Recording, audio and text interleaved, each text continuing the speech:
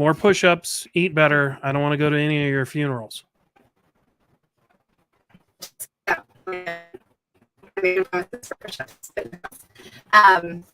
So to jump back to the Eldros as a whole, if this will let me do it. So to Ryan's question, jumping in book 6, you wouldn't be completely lost. No, it turns out you can read any of them in any order, but then you're going to want to read all of them. So you should probably be prepared for that. So each book is a gateway into that continent. And so my book is the gateway into Draconon and the story around what's going to happen. I'm going to give you kind of a brief look ahead. Like I said, we're going to do our Avengers arc. So there will be a point of convergence where all the different storylines come together. So that way our main characters can interact. Mm-hmm.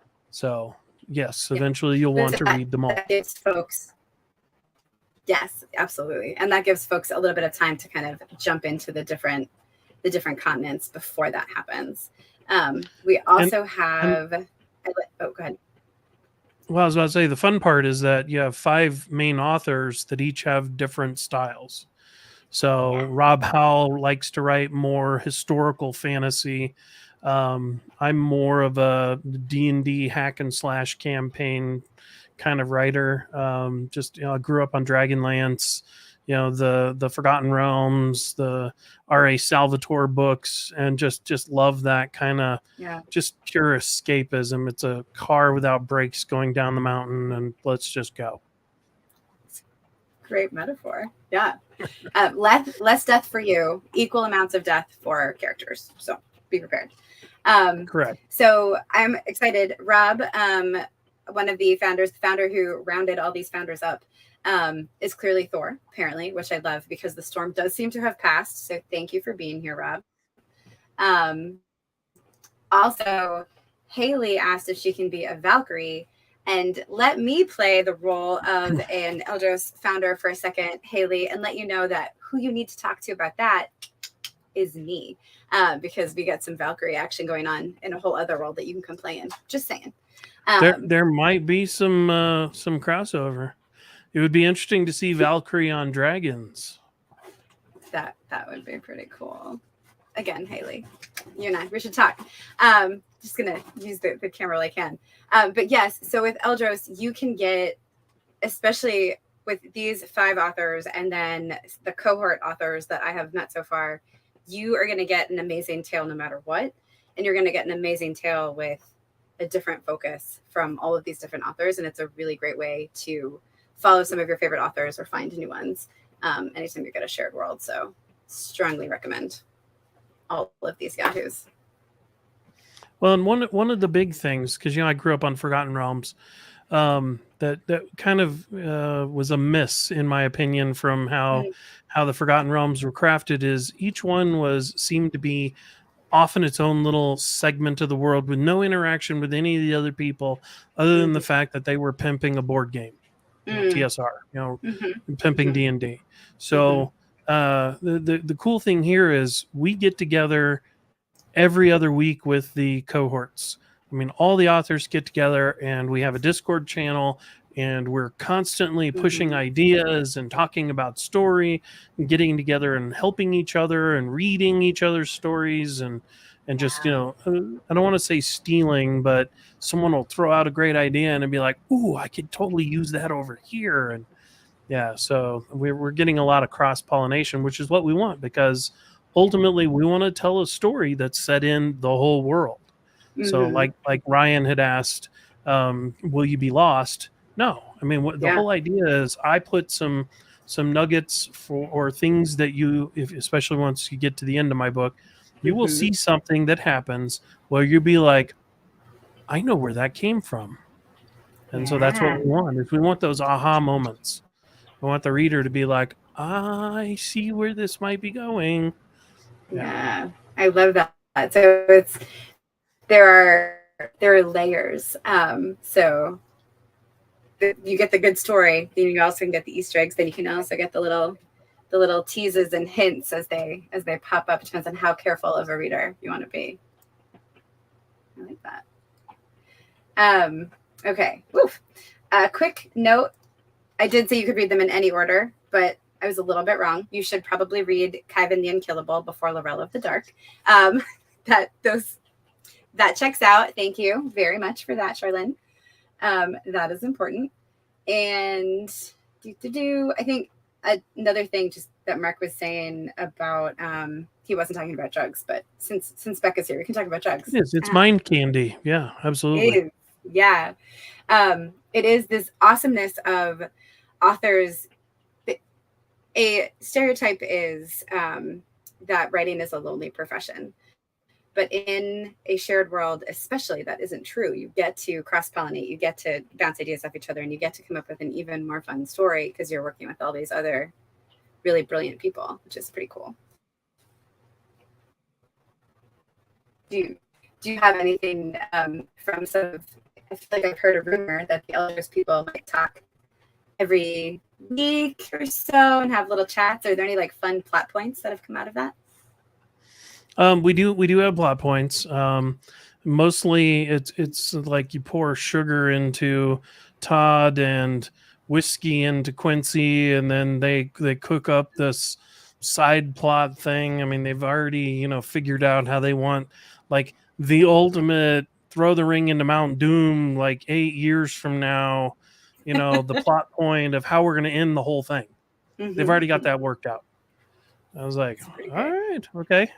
Just a little whiskey some of that and sugar. It's like, I'm just along for the ride, just watching, trying to keep up with the young kids as they run down the plot path. It's just pretty fun. That's awesome. Yes, that is the question we're going to do. Do you have a character? So you talked about some fun plots. Is there a character in your book that you'd like to? So there is a character I really like. And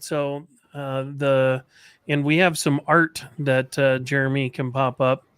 So there's two. I mean, so obviously I enjoyed all the characters, the main character, but if you look all the way on the right here of the art, that's Naomi, and she is an influential character, and you guys get to meet her the midpoint of the book, and it's fun because she's torn between duty and her obligations. I mean, it's the classic kind of samurai of duty, the balance between duty and obligation.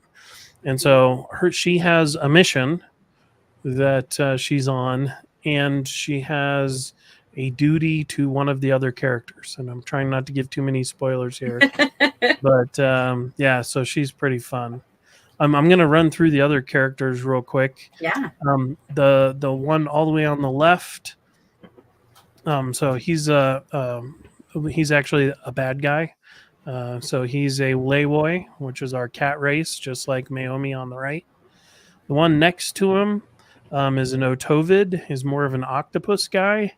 If you think of like a Polynesian gypsy, so he will laugh.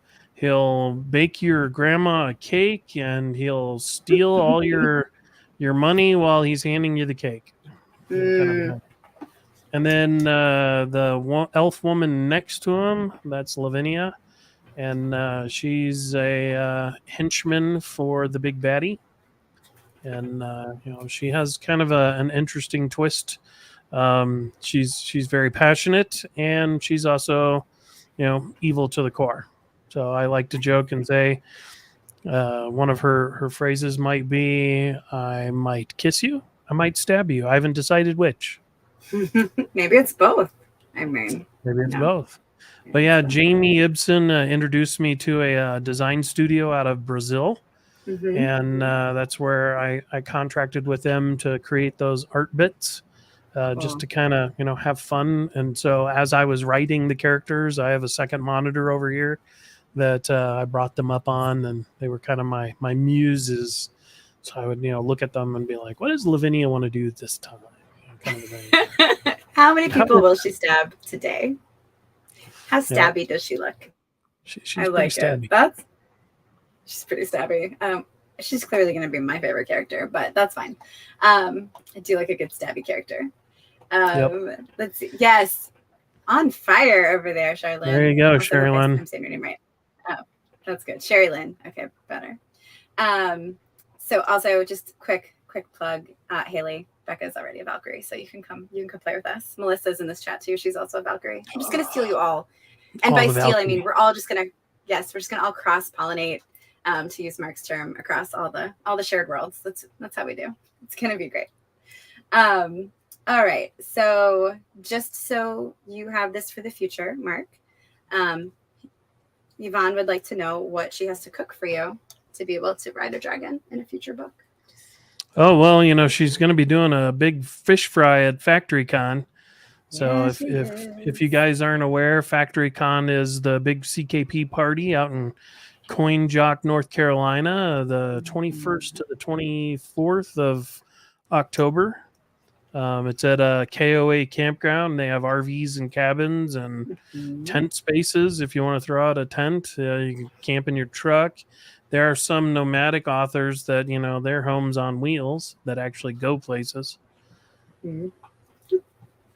Some of us, some of us on here. Okay, we've got such fun questions in here. Look at Todd. He paused trash talking to ask a very thoughtful question. I appreciate it.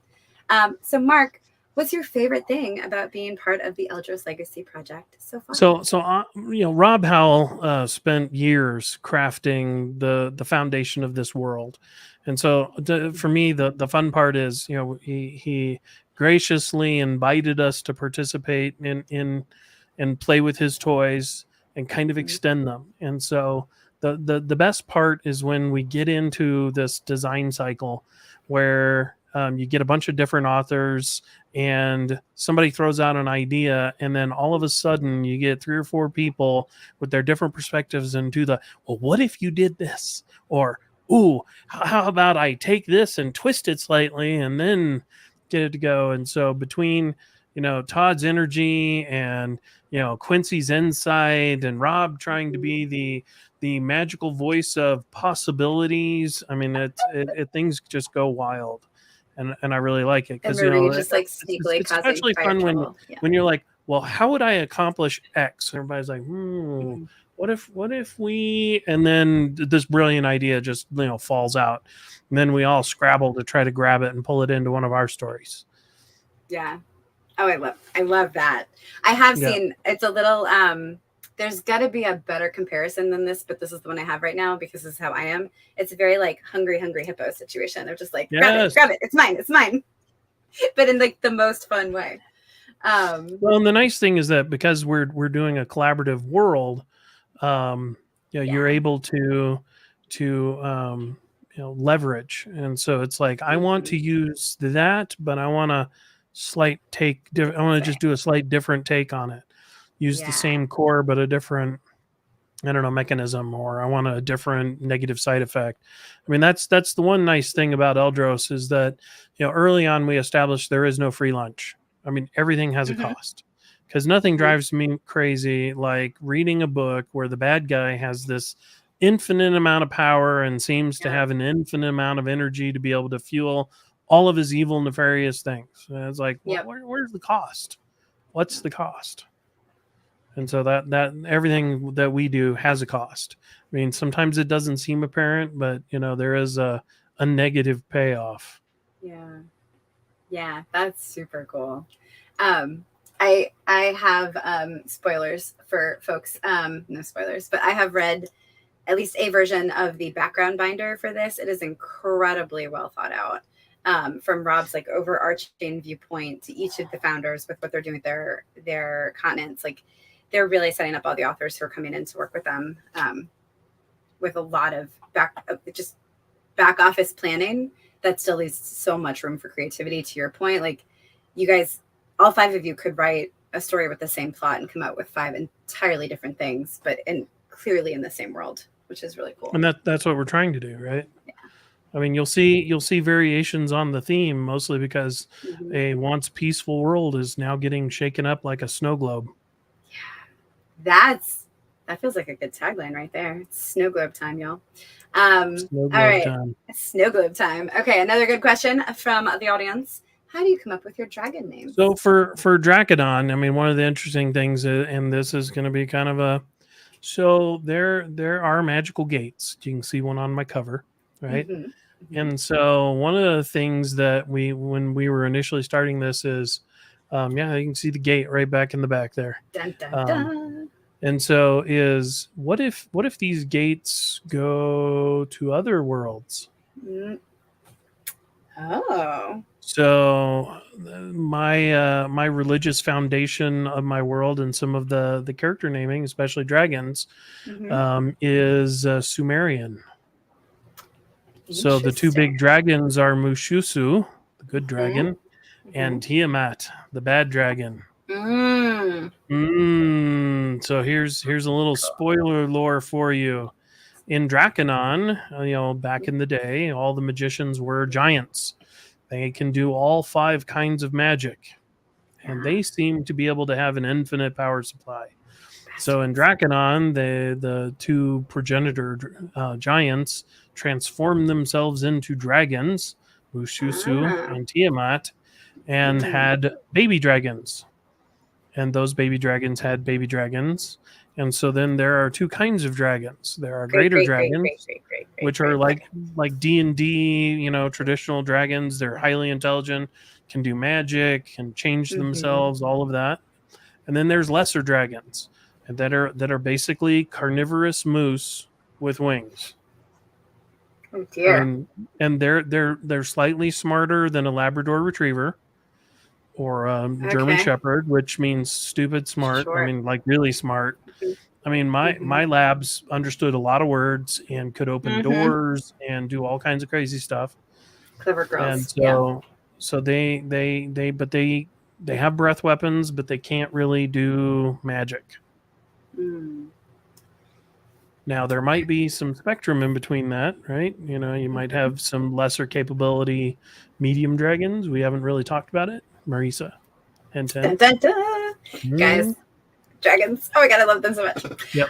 So that's one of the ways I named it, as I did a foundation in Sumerian, Assyrian, and Old Akkadian. So I'm trying to use those naming styles. And so for my big baddie in this series, the first 3 books, I actually got my brother Sean to name the big baddie. Oh, that's so fun. We're going to come back to. You find out, some things. Yeah, we're going to come back to some real world influences for some of your characters, because you've got a really cool story on that.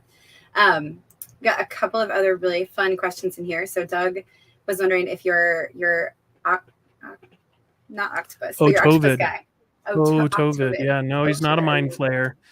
He's a water-based race that, so that's the other thing in the lore, is that most of the alternate races, like the cat people, or like Quincy has the Karima, coyote people, and the Otovid and even elves or luminants, from Todd's world, all of those, they were modified by the giants for a specific purpose. And so you see that, that's kind of the fun thing, is like, so what was the purpose of the Otovid? And so the giants have been gone for 2,000 years. So what would you do if you had a purpose? Like, say maybe you were to harvest things out of the ocean, or retrieve dropped keys if they drop them off the boat. But now they're in essence, I modeled them like Polynesian gypsies. I mean, they want to have a really good time. They can't pass a bet, and they will steal the wheels off your wagon if you're not looking. Look, they gotta do. Yeah, they're fun. I mean, so that was the thing, is when I was working with the artist, I mean, the first sketches of them, they were like just these dark, evil people, because they kind of look that way to begin with. And I was like, no. So I was sending pictures of octopus and, the different colorations. That's why the guy's bright and blue and pink. And that's fun. I really love this idea of the dragons have descended over 2,000 years. These races were made for certain purposes, but they have changed over time, because you really get a sense that this is a lived in world, and you get to start to you're getting hints, but you're also getting a whole lot of misinformation about like the purpose of things, which is so much fun. That's really fun. Well, and it gives an opportunity for like some of the authors, like Dan Bridgewater's working on a story where he has a race that were designed to be assassins. Nice. Yeah, I wouldn't know anything about that. That's interesting. For nothing.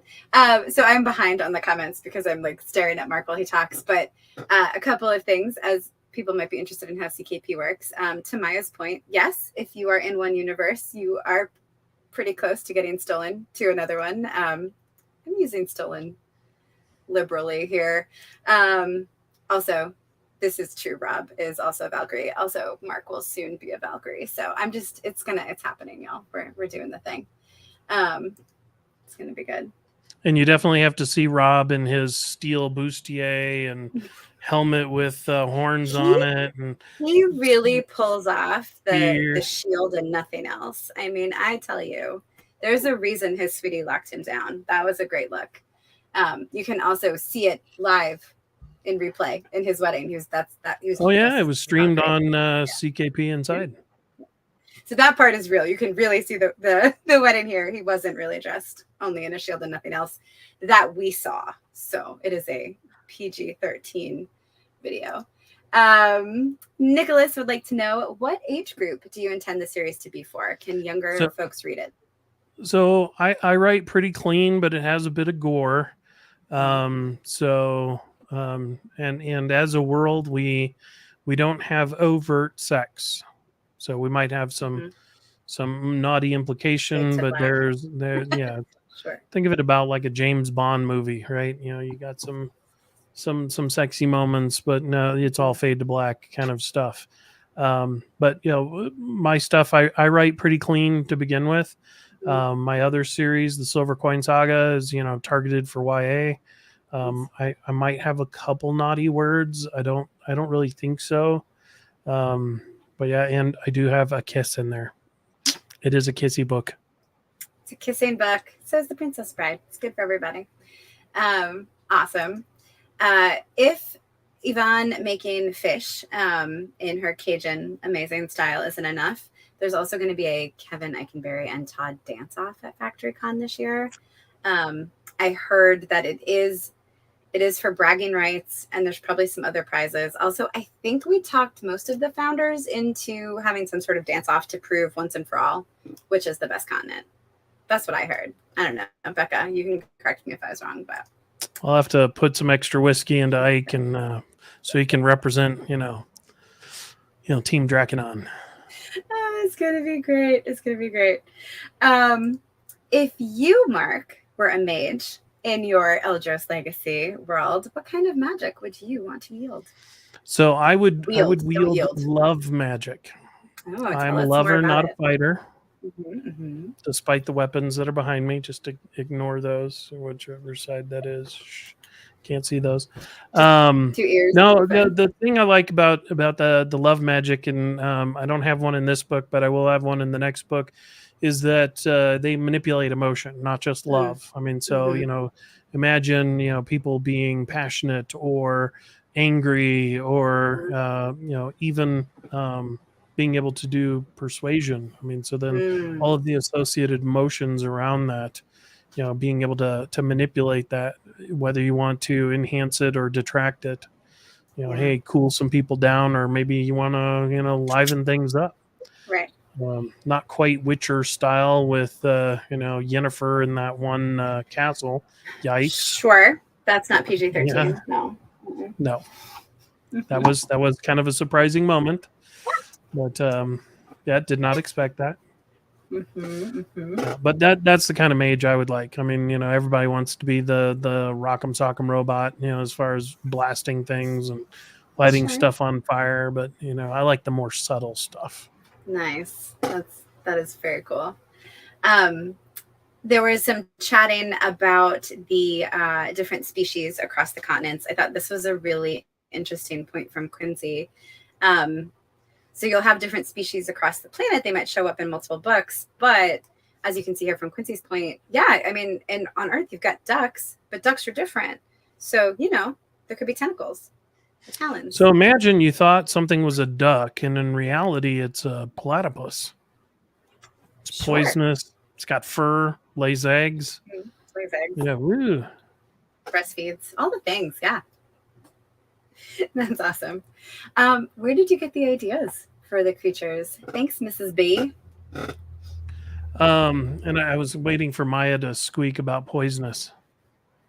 Oh, she might. I'm behind on comments, so as I scroll down, she might have a venomous. So poisonous platypus are venomous, just so I don't earn a beating. This is why we have editors, you guys. They're brilliant. It's always fun to say poisonous when you mean venomous, just because it irks some people.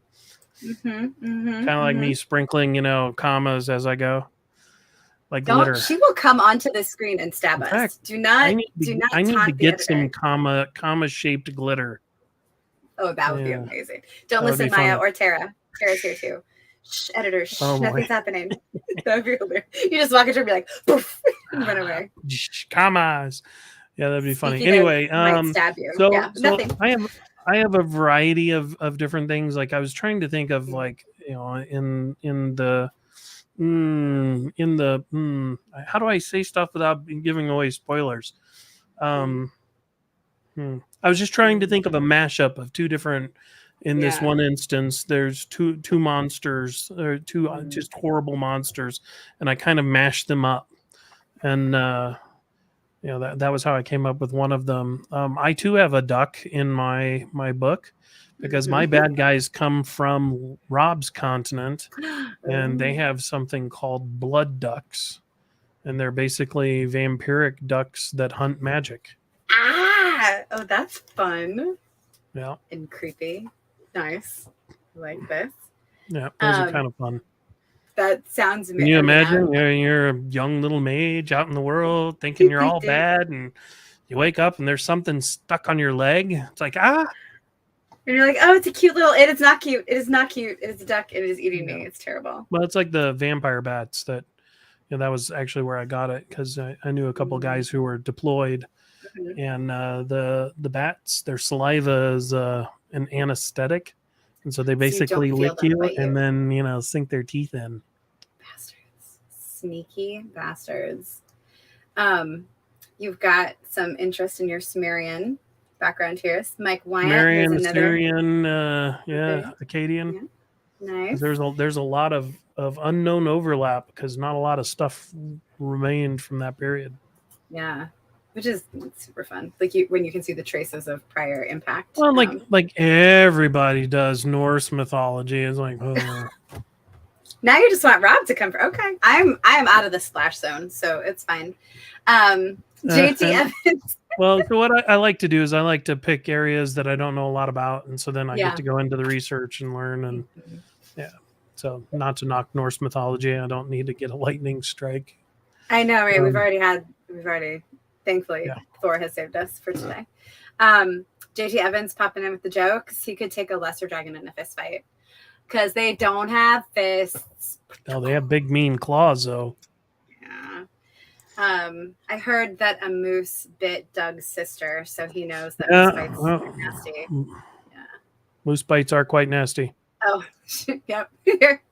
Sorry, Dan, you were all over that. I'm just a little behind here. Stop being funny. All right. So I have other questions too, but these chatter chats are having a good time. They're aiming for those giveaways. Before we go too far from the Forgotten King, so the Forgotten King himself, 1,000-year-old, retiring from the world but coming back, Aura Earl. How would you introduce Aura Earl to somebody if you were just like, hey bud, here's the Forgotten King? So new Aura, the one who's kind of like reinvented himself.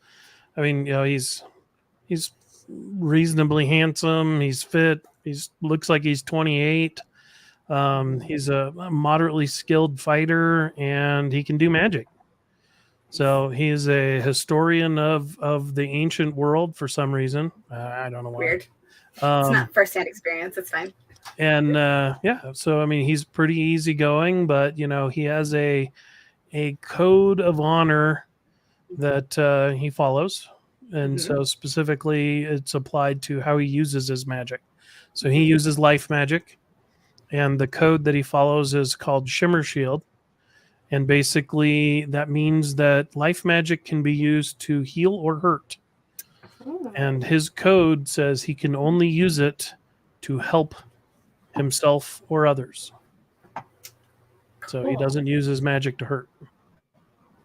Yeah. Okay. So he's a pretty good guy. It's always cool when people have a code, and then maybe you see them work within that code. Are the Eldros books available on Audible? Not yet. And so Todd is a gifted narrator. And if you go to, I think Chris will have to correct me, or Ian Malone, I think the recording is available on the CKP Patreon. Nice. Which I too did a reading of the first chapter of my book. Nice. So Todd has actually narrated the entire Kaivan the Unkillable.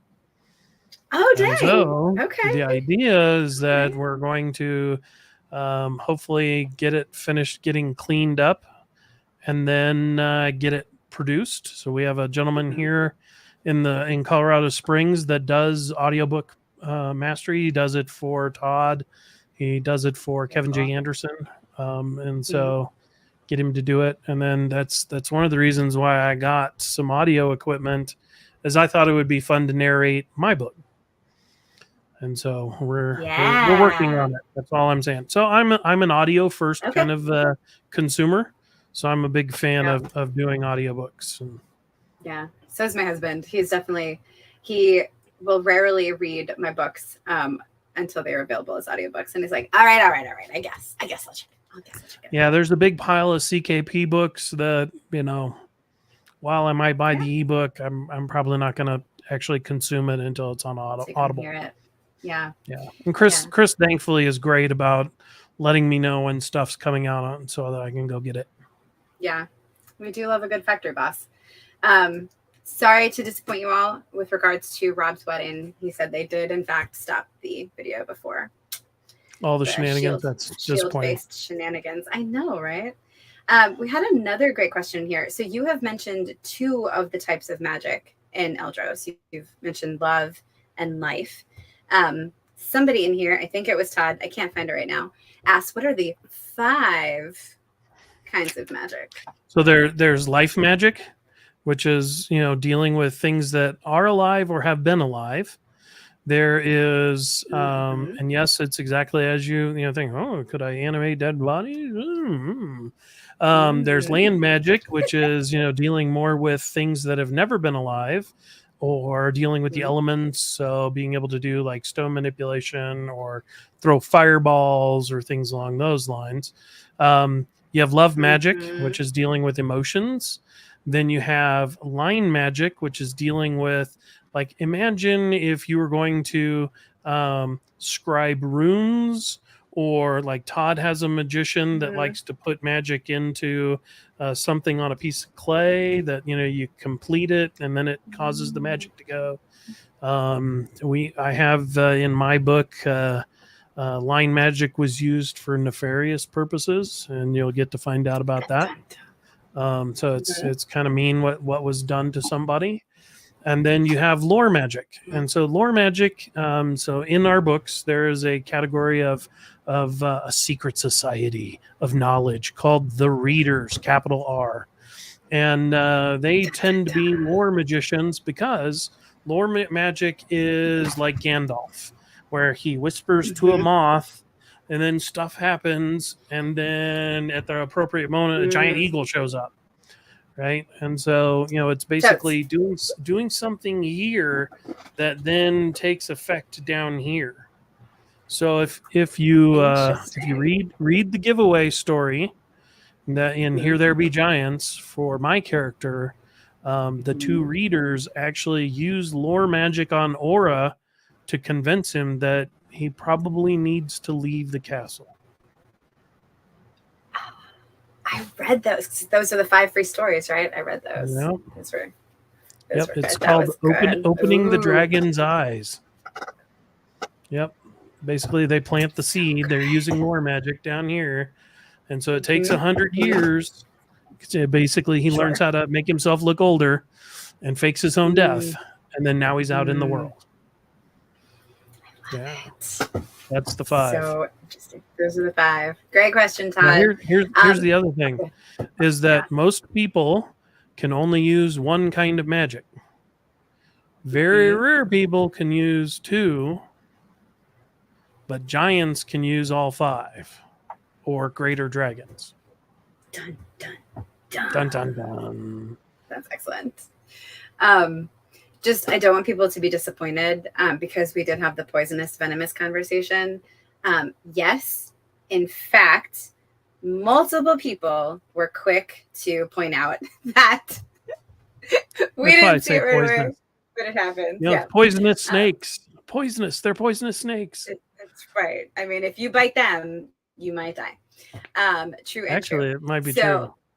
It might be true. And so Todd also pointed out, thank God for editors, to write is human, to edit is divine. Thank goodness we have people. Writing is a solitary endeavor. Publishing is a team sport. Team sport. You are so right.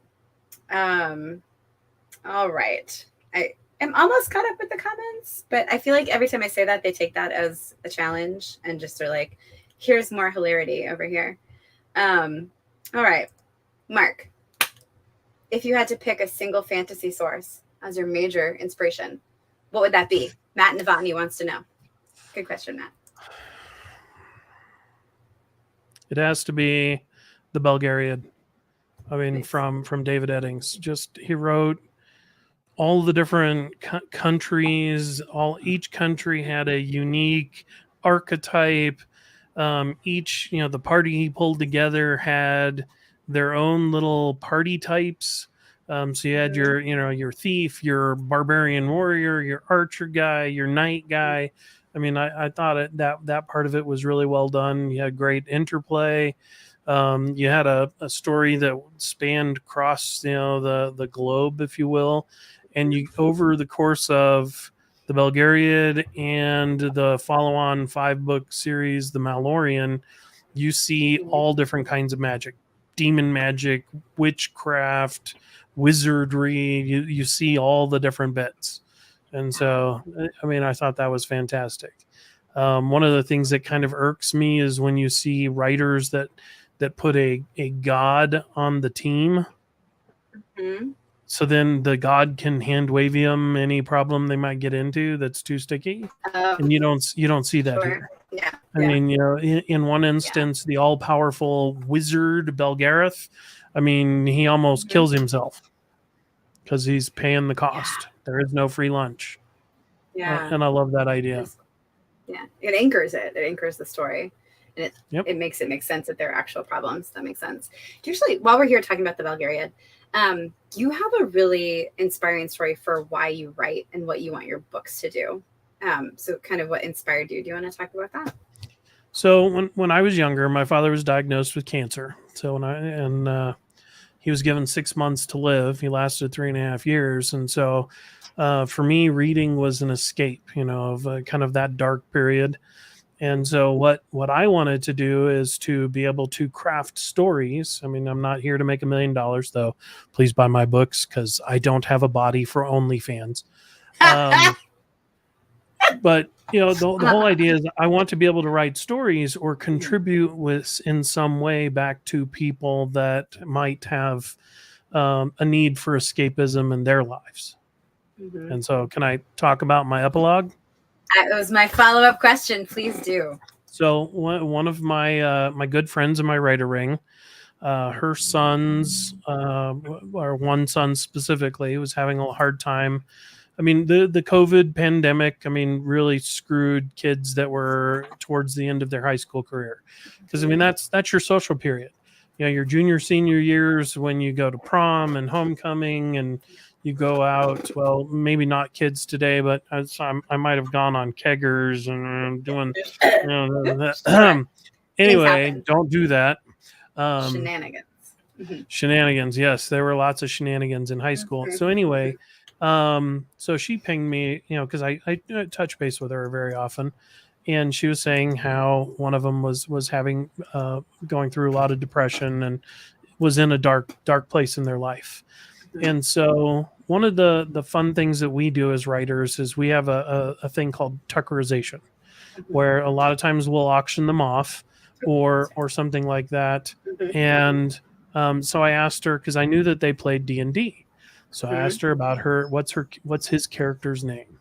Yeah. And so the initial thought was that I would put him, he's going to be in the inn that they go to be like, hey, Marisa, how's it going? As they go by, kind of a thing. And so then, we started to describe, oh, wait, he's dragonborn. What? Interesting. And so, dragons are kind of cool. And so then I was like, okay, do you want him to be a good guy or a bad guy? So you want to be a good guy. And then do you want him to live or die? And so he's like, I want to be killed in a glorious death. And so then I'm like, man, dragonborn, man, that's a toughie, because I could use that. And so then I was like, his brother also plays D&D. So I was like, what's his brother's character's name? And so then I cook up this little plan of that the one brother is going to stab the other brother. Dun, dun, dun. So my epilogue is dedicated to these two young men. And that is my lead into book 2, where I have promised that he will die a glorious death. Nice. And so then, so that's where that came from. So, something that took, I don't know, half hour, maybe an hour of time and creativity on my part. Yeah. And, then, the gracious editors that I worked with to make sure that it went okay. But, hopefully that will lend some energy to this young man to help him through his tough spot.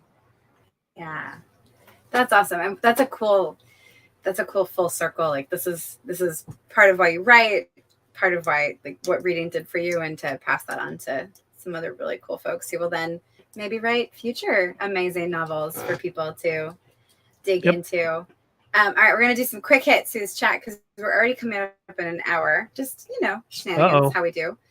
I know. So we're going to have to figure out some giveaway things. So here's Kevin Eikenberry. Here's a guy who doesn't know anything about plotting or pantsing. Definitely hasn't written. I don't know if he knows anything about pantsing, but, he's a master plotter.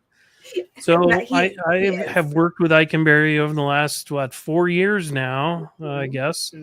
To come up with a process. And if I follow the process, things go really well.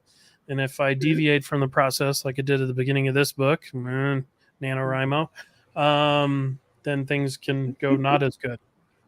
So I like to say I am a micro pantser. And by that, I mean, I have a very refined process to get through story structure up to the outline. And then I go through the outline, and then I have 2 or 3 sentences that I have to magically turn into 1,500 words for a scene. Right. So that's why I say micro pantsing, because I have to sit there and go, okay, this is what I want to accomplish, and this is what I'm going to try to do with it. Sometimes it works out really well, and sometimes I'm like, what the hell were you doing, Mark? This isn't enough information for this. That makes sense. Yeah. So, how does this fit, man? Yeah. You want me to do what? Yeah. Or didn't I actually end up doing that 3 chapters ago? Do I really have to do it again? Yeah. Well, not that aspect of it. I mean, that's good. Thankfully between Eikenberry and James Hunter, I've got the whole notion of outlining down to actually have a cohesive outline. So I'm not lost. It's just I sit there and go, I'm like literally my first book with Silver Coin Saga, it had it the campus is attacked. That's it. And I'm like, are you kidding me? Right. As I've started to get into dictation, it's like I know what those guys on Whose Line Is It Anyway, where they're fed 3 words and it's like okay, go. I love that stuff. Yeah. That's awesome. Yeah. The chat was out of control. I just wanted to point out. Where does The Forgotten King fit in the overall timeline? So, at the end of each book, each of the 5 major books, we have something called the Conclave. And that gives us a rooting point in time. And so my book happens 3 months before the Conclave. And Quincy's book happens 5 months after the Conclave. And Rob's book happens, I want to say, 2 or 3 months in the winter. So after the conclave, and Marie's book takes place before mine. So if you think about a linear timeline, it would be Marie's book, my book. I think I'm not sure Todd's book's right around the conclave.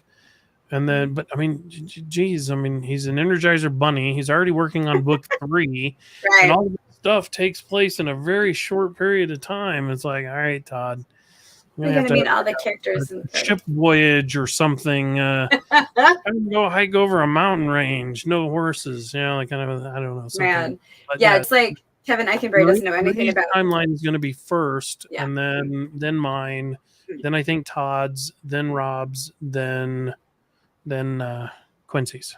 Got it. Yeah. For book 1, right? Book 1. Yeah. And then for round 1. So they are crafting a timeline where we'll be able to see where all of the cohort books will also fall in from a linear perspective. But because we use that conclave as the anchor point, and so like, a couple people had said, oh my God, am I reading this exact same scene from just a different perspective? Well, yeah. I mean, because you get some of the motivation of the different characters. I mean, because it's from their perspective. So, you get to see what they think is going on and what their reactions are to it.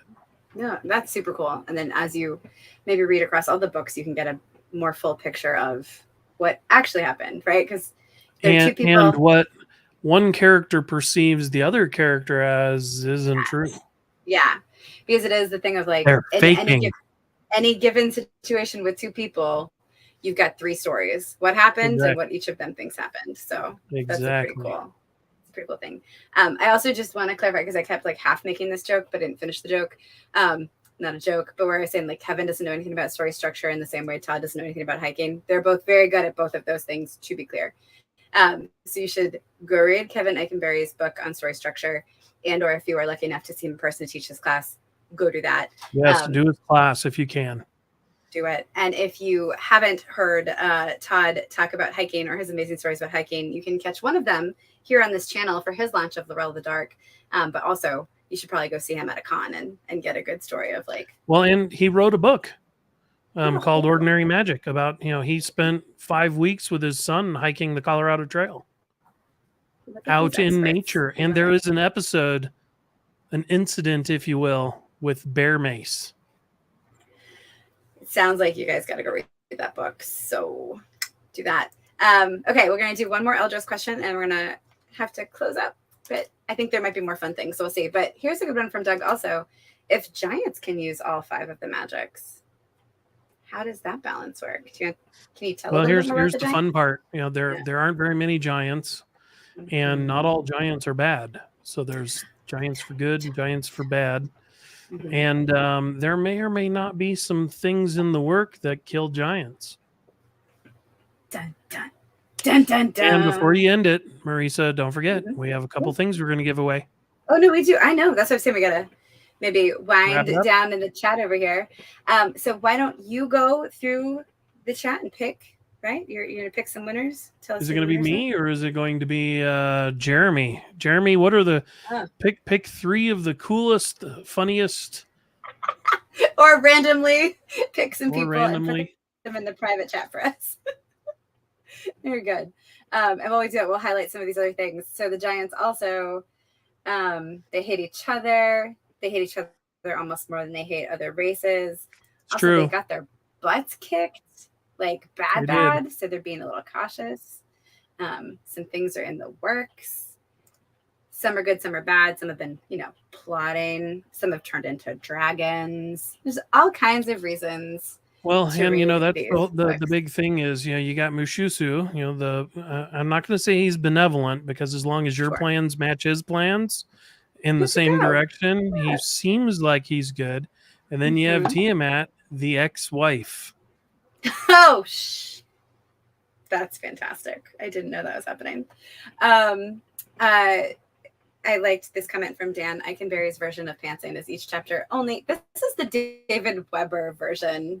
Is this also the Kevin Eichenberry version of Pantsing? Each chapter is only, twice as long as the chapter in terms of a summary.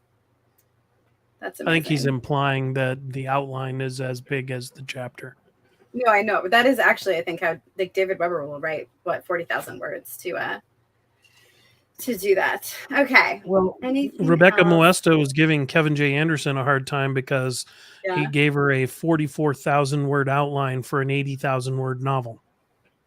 That's I mean, you can get done in 2 weeks for that, man. That's pretty great. Todd was clarifying when Kaiban the Unkillable Right happens. before the conclave. Yeah, I knew it was right around there. Yeah, you're close. Thankfully, he was here. We got speaking of bear mace. Yikes, Haley. Yeah, those we don't love that.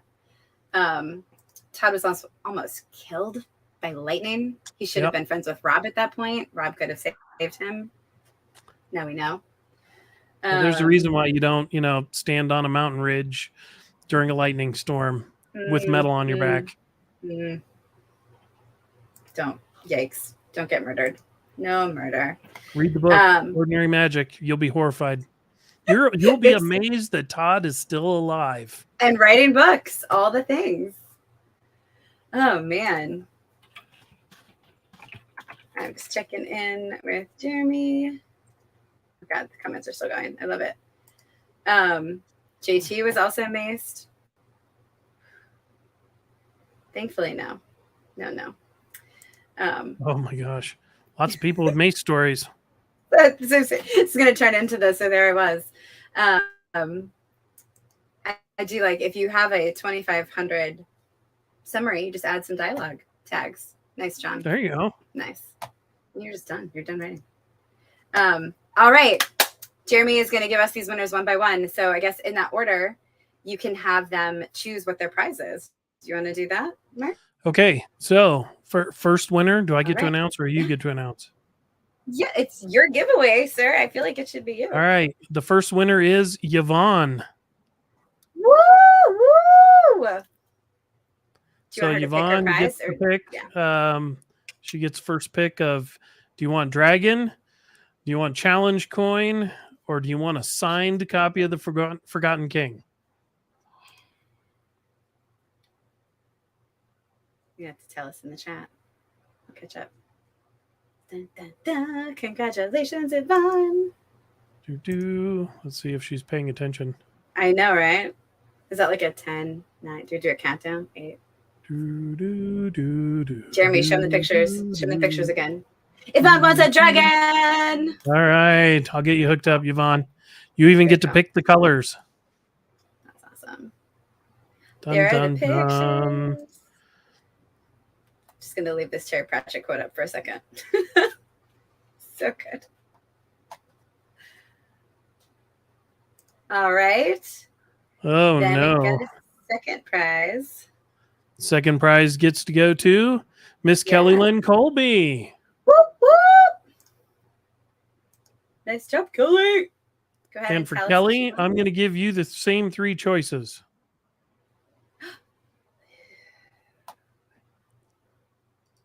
Coin, a dragon, or a signed book.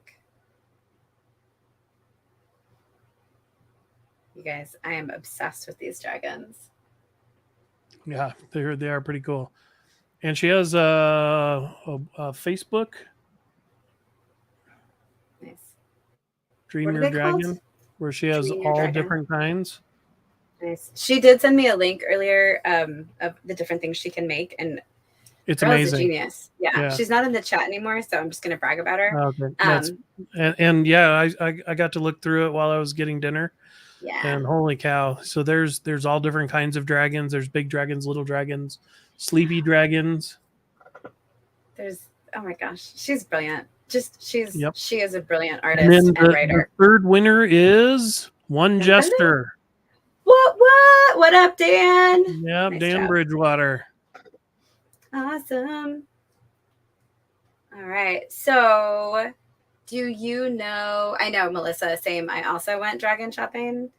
I also said I was probably going to buy one a year until Jeremy notices, but I'm hoping to forget that I said that where he can hear me. Such is life. You can't say that while Jeremy's looking. He's busy though. He's pulling up comments. He's doing things. Fine. Look at that look on his face. Remember? Yeah, he popped in. He's like, oh, I saw that. Like this dragon, I had this dragon the whole time. But you and I can work something, and it might come visit you at FactoryCon. Yes. Oh my God. More reasons to be excited for FactoryCon. Yep. Okay, so yeah, Dan, nice.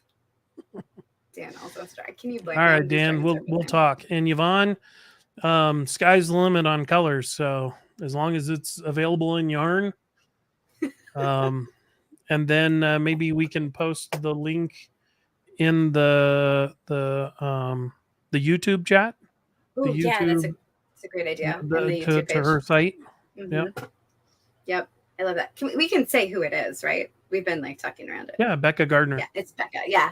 You guys, Becca Gardner, who has written the Valkyrie story. She's written in Todd's Continent for Eldros. She also made those cool Noxanon pendants that you can buy. She is a genius. And she can't stop me because she had to leave the chat to take her kids to go see Thor, which is awesome. But now she can't stop us from bragging about how cool she is. So we love her. And yes, she also, I heard a rumor she might be at FactoryCon. So I'm just saying. Yes, I think she is. She's, I think, sharing a room with Haley. Oh, is she? I thought I was getting her. All right.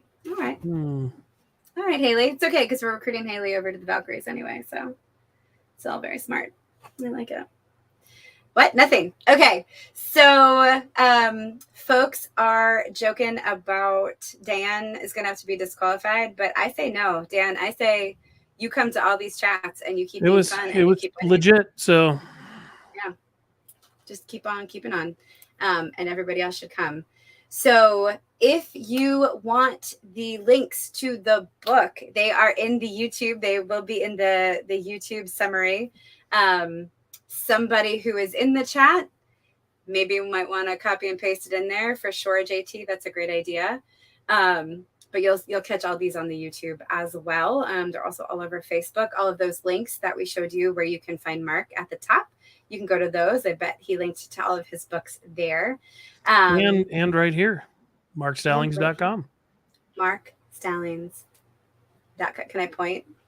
There. I don't know how to point. Down on the little name label. Left, right, up, down. It's fine. Not a navigator. So yes, you get all your prizes. And yes, okay, I was right. Haha. Still Haley, we will still recruit you to Valkyries. But yes, Becca's. I get more Becca time. So good for us. You guys are the bomb. You should go buy The Forgotten King and read it and review it. You should like and subscribe to the CKP channel. Jeremy's got a video tomorrow with Mike Jack Stombos, who is the author of This Fine Crew. Also has a new book out. You can find Mark wherever beer is sold. Thanks, Matt. Well done. Probably true. Or whiskey. Or whiskey. So tomorrow night at 8 p.m. Eastern, you can catch Mike Jack with Jeremy. So slightly less of my shenanigans, slightly more focus. All a good time though. You can also catch a video. We've got a Valkyries video every other week coming out. And so this is JD Blackrose, one of our Valkyries authors. If you're like, why does Marisa keep talking about Valkyries? Go meet some of our awesome authors and you'll see why. I think that's all I have to advertise, so we can go back to us. Oh no, you've got 7 more days to nominate. And Kaivan the Unkillable is eligible for nomination.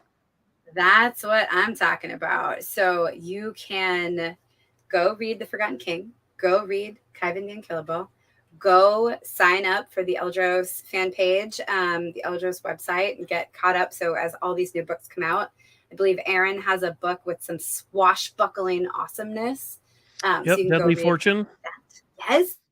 So there is so much good stuff for you to read. You can also check out CKP. Thanks to CKP, Chris Kennedy Publishing, for hosting this. And you can check out so many books there. And that's our show. Mark, do you want to do a dance? Get them ready for FactoryCon?